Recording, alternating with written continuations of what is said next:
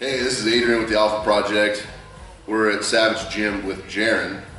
Hey, we're talking about some different bench variations. Last video we talked a little bit about the Larson presses, and this time we're going to talk about the incline press.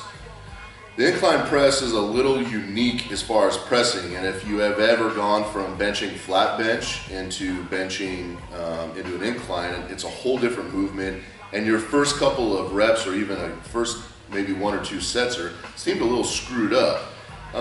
My suggestion is I don't do the incline all that often, maybe once a month. And the reason is because I think we get enough work on our front delts, which is what I feel that it's primarily beneficial for, that I don't need to add it in a lot. This movement can really beat your body up, and you can see that it'll take a little bit longer for your body to recover. However, I do feel it is important to hit it at least once a month. So, how to incorporate this into your routine?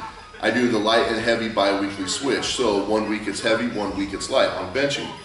I would follow this up on a heavy day and go a little bit heavier with the weight, maybe sitting right around 5 sets of about 3 to 5 reps. I typically stay at right around the 3 rep range. I like to go a little bit heavier. If you feel any pain in your shoulder or you're feeling a little bit of discomfort bringing the bar down, maybe even turn it into a Spoto type press and stop a few inches from your chest and then press.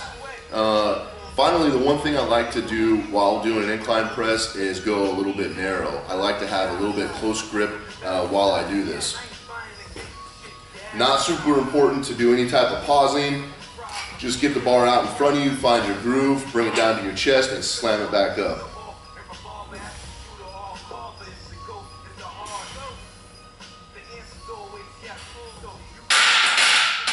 That's what the incline looks like. Again, it's not super important to pause. We are, though, focusing, everything is on speed. We want as much speed as possible off your chest. So as soon as that thing touches, you need to slam it up and go. Get it to a lockout, bring it back down and go.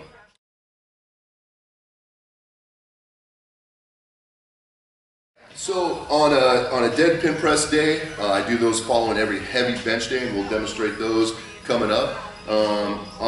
Following the dead pin presses, I would come directly over here and do these, and maybe have it be on a different day. Don't do an overload with a slingshot that week, and instead of doing that, you come in here and do the incline.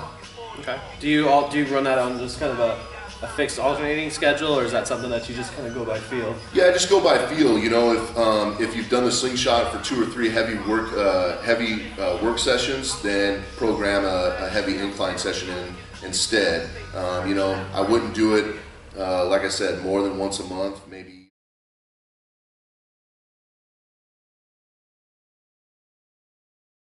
Would you put something like this more in like an off-season part of your program? I know part of your protocol is, you know, keeping that consistent heavy training pretty much year-round. But if you're obviously closer to a meet, you're not going to focus on something like this just because it's not very specific to what you're going to be doing. You know, this is something if you're like, you know, 15 weeks or maybe more out, this would be a good time to incorporate this. Or if maybe you have 6 months before your next meet, bring these types of movements in. As you get closer, 12 weeks in or sooner, I wouldn't suggest doing this at all. It's just the risk to benefit ratio is too high. And again, this is something where you're just getting a little bit more pump for your front delts and just changing up the pressing movement. So don't incorporate this if you're getting close to a contest.